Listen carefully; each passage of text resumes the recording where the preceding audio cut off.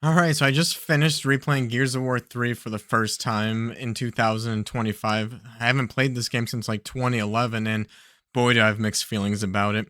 I feel like it's a pretty common take that Gears of War 3, people consider it being the best Gears of War ever made. And I have great memories of Gears of War 3, and I feel like that those memories are from Horde mode and the online multiplayer and four-player co-op. And those are where Gears of War 3 shine. But it's 2025. I'm not playing online multiplayer. I'm not playing horde mode with friends. I'm not playing four player co op. I play single player games like on my own schedule, my own time. I feel like many people are in the same boat. And Gears of War Reloaded came out. I played through that. I absolutely loved it. I didn't want Gears of War to end right now. And so I don't feel like waiting years to replay these games in a remastered version. I played Gears of War 2. Absolutely loved Gears of War 2. It's an absolute masterpiece. Such a good follow up to Gears of War 1. 1 and 2 are just absolute bangers. This great 1-2 punch. And then there's Gears of War 3, which is the end of the trilogy, this epic trilogy. And I feel like I've always felt that this game was a bit overrated. Uh, and when people say how great it is, they are talking about multiplayer and horde and all that. But when it comes to the campaign, I've always felt like I didn't love this one that much, and replaying it right now, like I have those same mixed feelings. I'm almost just disappointed by it.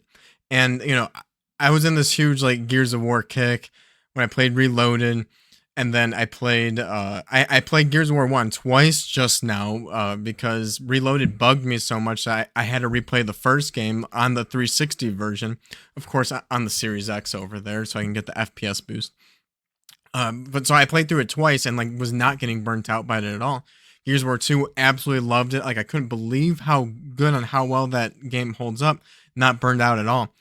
Gears of War 3, now I'm starting to feel like a bit fatigued and burnout. And there's just like so many little things about Gears of War 3 that when you add it all up, it takes just like it just takes a great experience. And like I don't want to go as far as mediocre. Like just I'm gonna throw some numbers out there. If Gears of War 1 is a 9 and Gears of War 2 is a 9.8, Gears of War 3 would be an 8 out of 10. And this is just campaign. I'm not gonna talk about the other stuff because I'm not playing the other stuff, and who knows if I ever will play, you know, Gears of War 3 multiplayer or Horde or four player co-op again.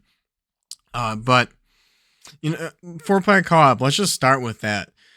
In terms of the level design of Gears of War 3 and the gameplay, it's just I feel like where do you go from Gears of War 2? And yeah, they wanted to add four-player co-op. I mean, that was a big thing back in the time. Even like Halo 3 had four-player co-op. And so back in the 360 days, that was a huge thing.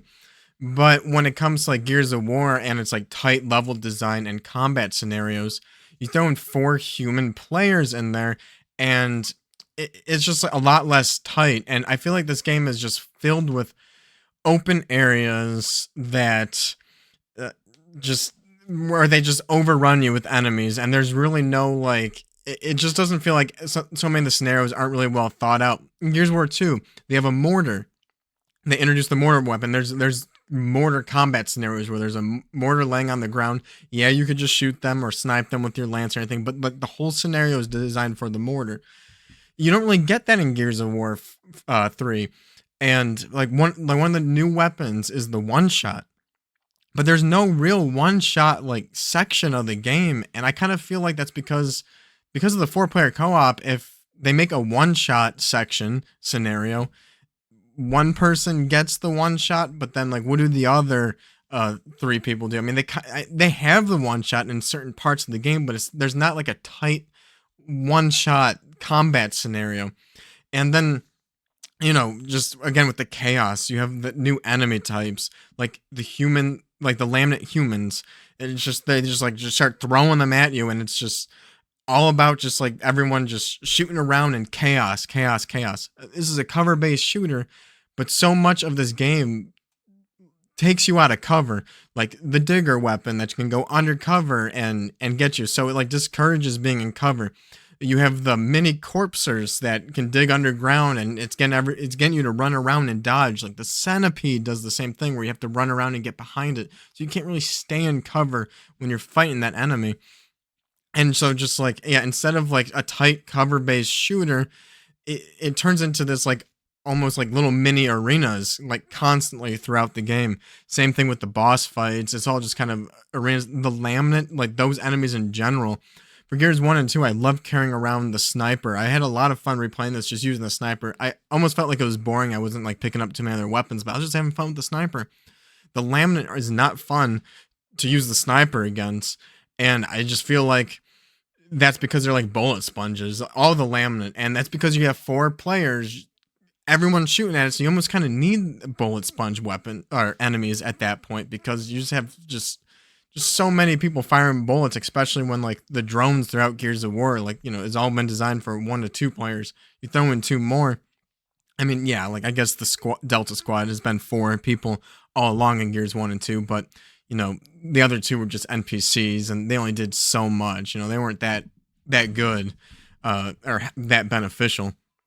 And so yeah, like I don't know. I think the level design just across the board and with the new enemy types, it's just meh. And then even with the new weapons being added, I already covered some of them like the one shot and the digger. Um, you have like the retro lancer, which is like okay, that's cool. But I don't know. It almost feels lore breaking. It's like where was this before? And like I'm pretty sure there was some lore that the whole reason why they developed the chainsaw lancer was because the retro lancer, like the original lancer with the bayonetta or bayonet, it it couldn't pierce the locust skin. So like now all of a sudden it can, and it's just kind of like I don't know, where do you go from Gears of War 2? Gears of War 2 was just such like a perfect game, amazing set pieces. Like they went all out. It was well balanced, tight, and everything. It's like where do you go from there? And they're just trying to just pull these other things and fit them into this game, like as well. Like make the game 4 player co-op, and then they're just kind of like adding these other things like that. And then the story you have in Act One. I feel like it's so disjointed playing as Coltrane in Act One. Like Act One in this game was like not exciting at all. You have two chapters where you're Marcus and Dom on the boat. Nothing really, like not too much happens. You get swarmed and you you run into Prescott. But then it switches over to like wherever like Cole and Baird are at the time before they come in and help on the support side of things. And it's like that whole scenario is just like shoehorned into the game just to get like Thrashball Cole like in the game as a character, just to like show that like little background or flashback scene. And so like yeah, that and the retro lancer, it's like these are just kind of pieces of Gears of lore that they kind of like shoved in. Similar with just new stuff like the mech. I feel like that was kind of like a big thing like around this era of like Xbox 360 games. I don't know, like mechs. I think Halo 4 introduced the mech as well. And it was like the cool thing to do like that. And like, the one shot was kind of like the Spartan laser and all that. The silverback is like, besides like I'm dogging on the retro lancer, but the silverback is such like an offense, almost a lore offensive like addition because like I don't know, yeah, Gears of War 2 added new weapons, but none of that really like felt like, oh, why weren't these in Gears of War 1? Like you can kind of, like Gears of War 1 was such like a small like mission that like yeah, like it's like okay, they didn't like hit everything, you didn't have to use every vehicle that in existence or every weapon. Like it was nothing was too offensive, but the silverback is such like it wasn't they don't say that they like invented the silverback, this like mech armor thing. Like why didn't they bring that in Gears of War 2 when they went and invaded the locusts like down in the hollows, you know what I mean? Like it's so like offensive to the story and lore brains. Like why didn't they have that? And then like even to pour salt on the wound, you have the Ram Shadow DLC and they have the silverback in that, and this is like shortly after E-Day, and like that piece of campaign story. So it's just like I don't know, that's super nitpicking. I mean, you got to move the series forward and add new stuff, but like it doesn't help an already not great story. So like I already talked about Act One being just boring. It's like not that hype in my opinion. I didn't find it very hype. And just like you don't need this Cole flashback scene. You never play as Cole again as the rest of the game, and you don't play as other characters. It just feels unnecessary. Like that could have been a standalone DLC campaign. Like what did they do during that time?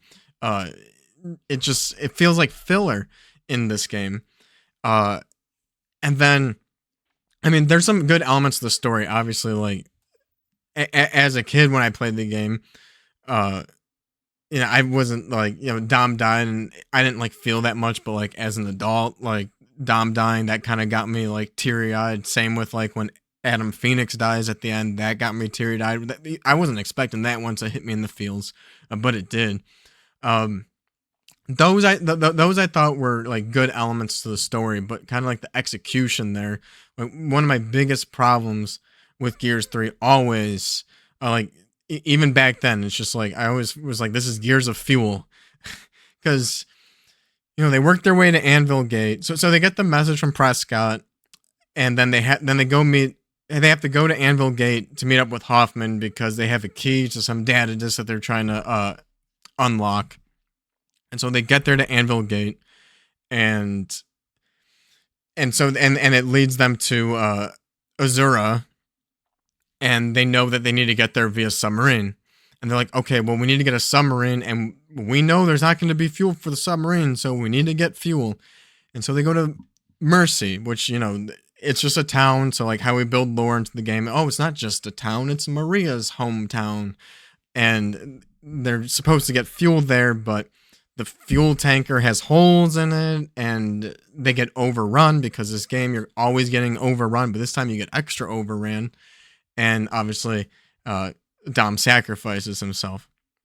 Okay, so then they leave that area, and I don't know if they're going towards. This is where it gets like really disjointed, I feel like, and really unclear, which sucks because Gears 1 and 2 I feel like are so clean, so easy to understand. But this part, it's just I feel like the writing becomes real bad here. So I think they're going to the submarine hangar, but they run out of gas in their car, whatever the vehicle's called. And but good thing it ran out of fuel. Either ran out of fuel or it was about to run out of fuel. They were very low, but they're at Char, which it's not just a city. It's the first Hammer of Dawn strike city. So it's like, all right, cool. Like that's on paper, that's like a cool set piece, I suppose. But I don't think there's like none of the set pieces in this game come close to Gears 1 and 2, in my opinion.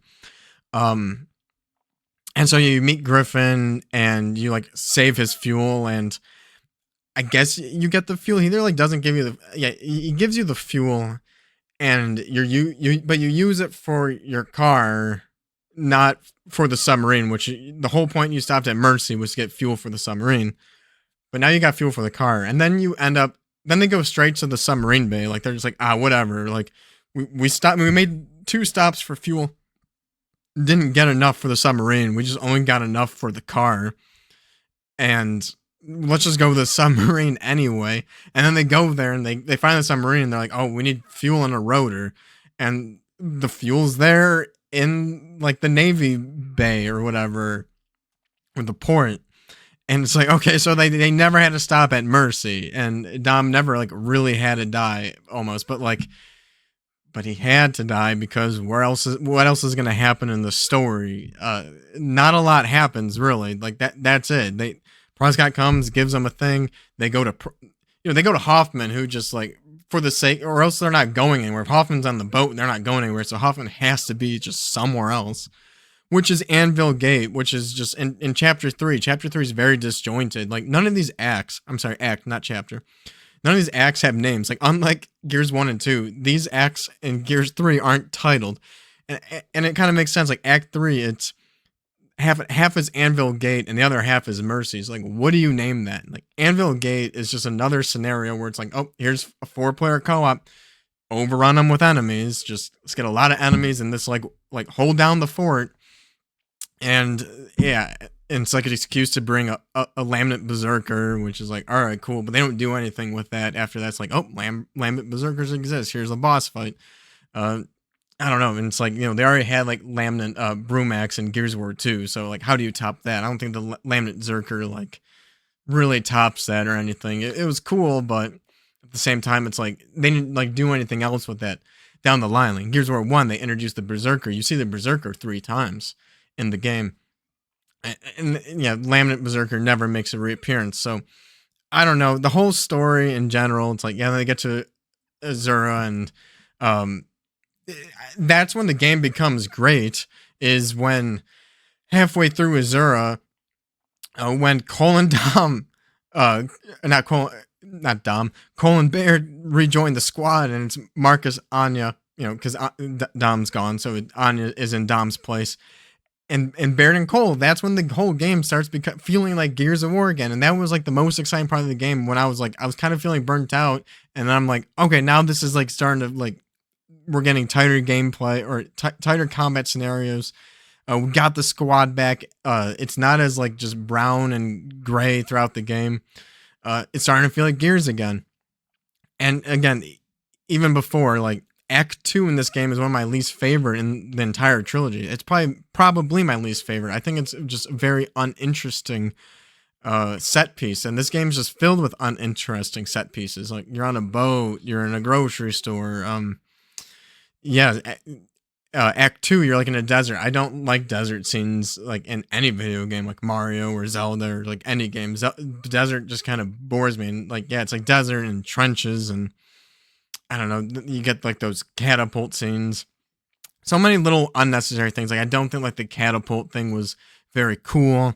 Act 1, you have to pick up the fire extinguisher, then you never do that again. And it's just like, okay. Yeah, it's just all these little things. Like they had to add something to the game, and it's like, they added 4-player co-op. Like, all right, like if we're gonna make another Gears of War, let's add 4-player co-op. I was finished Dom's story. The laminate had to come. That was foreshadowed in Gears 2. But Gears 2, they flooded the Locust tunnel, so the Locust had to come up. Like everything about Gears 3, this is why I'm so conflicted. It makes sense like why they did what they did and why it is the way it is. Just you can't top Gears 2. So like I don't know, it makes sense, but I'm definitely just like disappointed by it in general. I feel like some of the story could have been tighter. But yeah, like I feel like they used all the good set pieces in Gears 2, and I wouldn't change that for anything. But yeah, how do you top that like set piece wise? So, here's a city, Mercy, Maria's hometown. Here's a city, Char, the first Hammer Strike, but they're still just like cities. So they're not like that. It's not like that crazy. You're not like storming a castle like Nexus in Gears of War 2. Yeah, I don't know. It is what it is. I mean, it had to. I feel like it had to be this way. It was a good attempt, and like I said, still an 8 out of 10. But it's like still feel disappointed, and the story's whack. One of my bigger complaints though that takes me more out of the immersion is like the difficulty. How they changed hardcore mode that you get down now. Like even in single player, you get down now and can be revived. And I think hardcore in Gears 1 and 2 are great difficulty settings. I think I don't know. It's like when you can get downed and revived in single player, it makes it so easy. I feel like I can turn my brain off, and there's not even like a teeny bit of challenge. Like, yeah, it's not as hard as Insane, but there's not even like a teeny bit of challenge. And Insane in this one, I remember being just like really hard, and I couldn't play Insane because Insane's locked. In Gears 1, 2, and 3, Insane mode is locked from the beginning. You have to beat it first before you can unlock Insane mode. That's an unlock for beating the game. And so since I'm like starting up a new save, like all I had access to was hardcore. That was the hard difficulty game, Beyond. And it works fine for Gears 1 and 2. But since I've never really felt like I could die, it's just like, I don't know, I'm not like as into it. But then Insane mode, I remember that, this is from my memory back then, but I'm pretty sure that the Queen Mira fight at the end is like ridiculously hard. So it's like, if Insane mode is like too hard where it's like unfair and just not fun, like I don't really want to play that either. Like I want to play something with enough difficulty that keeps me engaged. But because of being downed on hardcore, really trivializing and simplifying it, it was so easy to not be engaged with this game.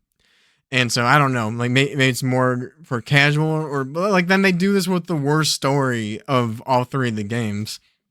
And so it's like, yeah, like you can play it on easier mode for just to consume the story, but yeah, there's not too much story in this game, especially after you get to Hoffman. Like at least there's something going on in Act 1 and 2, like, to get to Hoffman. Once you get that, it's just like fuel, fuel, fuel, fuel. Um, yeah, I don't know. I think one of the biggest things of this game that I do appreciate, which part of me almost wants to consider a second game, is Rom Shadow. Like, that's such a treat that that exists. And I remember back then absolutely loving Rom Shadow, and replaying it now. I did play through and beat that as well. I could have done Insane, but I did do hardcore because, like, at this point, I'm probably gonna play Judgment after this and then take a little break from Gears of War. I have a lot of Switch 2 games stacking up. But then I want to go back and play 4 and 5. I want to be caught up before Gears of War E-Day comes out. And I remember Rom Shadow at the time when it came out. I absolutely loved it. And one of my biggest things is, like, I wish it wasn't coupled to be as part of Gears of War 3. I really wish it was like an Xbox Live Arcade game at the time. That was always my thought process. I'm like, this should be standalone $10 arcade game. Because it's short. It's like 2 to 3 hours. And because I got, like, really big into Gears of War around this time. Like, I had the comic books. Those are lost now. I gotta definitely hunt those down and rebuy those. I never read the novels yet, so that's something I might also consider trying to do before E-Day comes out. But yeah, I remember, like, because Barrick was a character in the comics. I'm not sure which one came first, the comics or Rom Shadow. But I just always thought that, like, I love Gears of War, and I loved, like, the Pendulum Wars and like Asphalt Fields. There's, and early on E-Day, like, Gears of War 1 doesn't start till 14 years after E-Day. So you have a 14-year block there, and then you have the Pendulum Wars, which is even before E-Day. Like, there's so much on the timeline to explore, and even between every game, you have like 18 months between, like, Gears of War 2 and 3. I know there's some novels that take place between there, but in terms of games, more characters got introduced in the novels and comics, and, like, even other characters like Ty, who shows up in Rom Shadow. We don't really get too much more story of him, but it's like you have other characters that die really fast. Again, in Gears of War 1, like Kim, he shows up in Rom Shadow, so you get some more Kim. But, like, there's Anthony Carmine. You have all these characters who in, like, Gears die really fast, or, like, there's, like, Dizzy, who doesn't get much screen time. There's just so much, like, story to explore with this game. Like, I really, at the time, and I still wish now, that, like, with Rom Shadows, like, this is the perfect, like, little game. I really wish they'd make more, like, on the wait for Gears of War 4. If they could, like, make one of these, like, every year, where it's pretty much just like Gears of War 3 in terms of, like, the mechanics, but, like, just some different combat scenarios, maybe throw in a weapon or an enemy type or something, but, like, just short campaigns. Just give us some more story and lore. Yeah, it's going to be for the hardcore fans, like, no multiplayer, but I don't know. Yeah, we've gotten really far from that, and the multiplayer's been, like, tripled down on, and now it's all about live service and don't play any multiplayer game but our own game.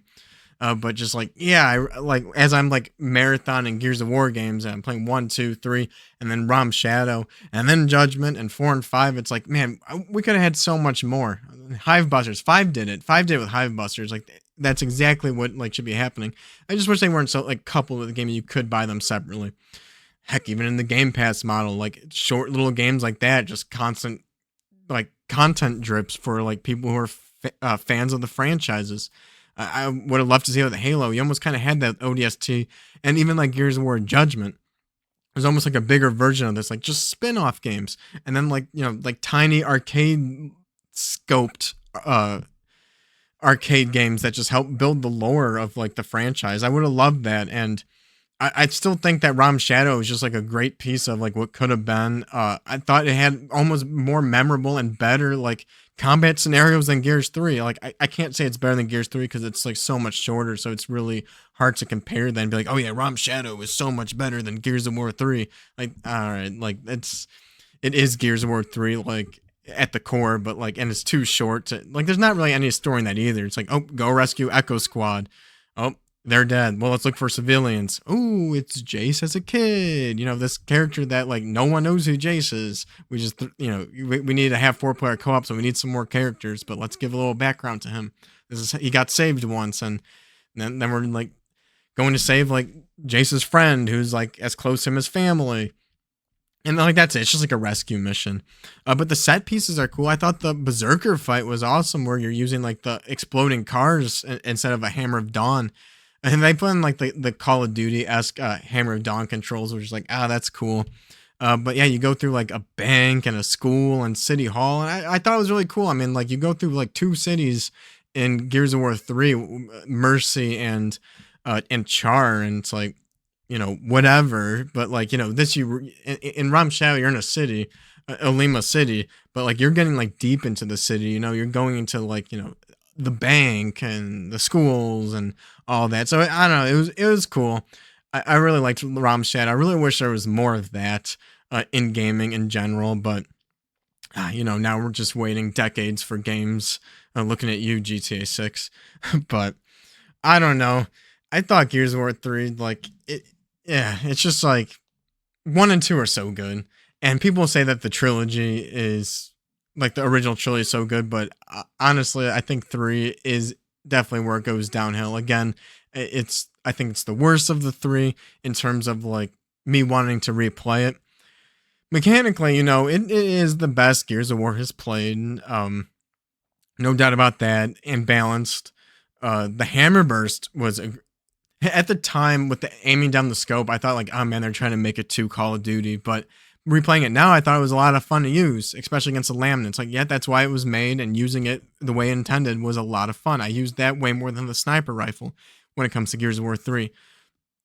The Gorgon pistol, I did not like the burst in Gears of War 2, so making that a fully automatic, that was a good move. But other than that, it's like the butcher knife feels super like just unnatural. And yeah, I don't know. There's some good in Gears of War 3. It's the best the game is feels for sure, and that's why the multiplayer is the best too. And Horde, that's where this game shines. But when it comes to the campaign, yeah, it just feels lackluster. Oh, and the brown and the sleeveless. Like, I do not like the character redesign and like just the sleeveless. I thought just the armor in Gears 1 and 2 looks so cool. So you take the sleeves off to make them look macho. And like, I get it. It's like summertime. So like, yeah, of course they're going to do that. But, um, that doesn't mean I have to like it. Like, I don't like the desert scene. So like all the brown in this game, just, yeah, just not as cool. Um, One of the biggest highlights of the game was one of the voice actors of some random character with no name. He was the voice of Sasuke Uchiha and PlayStation 4 Spider-Man. So that's something that really stuck out. I was like, oh, that's cool. I didn't know that back then. But definitely unmistakable if you replay this game. That's just a random little tidbit I can think of off the top of my head for this game. But yeah, what do you guys think? When's the last time you replayed Gears of War 3? Like, go replay this trilogy. It holds up. It's so much fun. I am gonna play through Judgment, and we'll just top off the Xbox 360 Gears of War games, and then I'm gonna transition to some of the Switch 2 games coming up. Metroid Prime 4 is coming up, so like I do not want to miss that. And I have been debating, do I want to play Hyrule Warriors or Judgment, but Gears games are so much fun, and like they're easy to pick up and play, especially like in this time. Like I am getting only like 15-minute gaming sessions, so. I think I'm just gonna stick with Gears for one more, and then we're gonna go, yeah, maybe Hyrule Warriors, depending how much time happens, but before Metroid Prime 4. But yeah, I couldn't recommend playing these games enough in 2025. Yeah, just because this video sounds very negative about Gears of War 3, like it's still fun to play, absolutely. I don't want to replay it again anytime soon. I'm not going to be very hyped if they announce a remaster. I'm going to be extremely hyped about a Gears of War 2 remaster, even though I don't think it's really needed. Like, there's no reason to wait, and it might end up coming broken. But a Gears of War 3 remaster, I would not be very hyped about. And yeah, like don't even focus on the multiplayer. I think that's the one thing Halo is doing right with their remaster. It's like just the multiplayer is gonna be a waste of time. That's gonna fall off and die so fast. Let's just focus on the campaigns. And I don't know if they're remastering 2 and 3, Halo 2 and 3. Like, cool, I'll play them.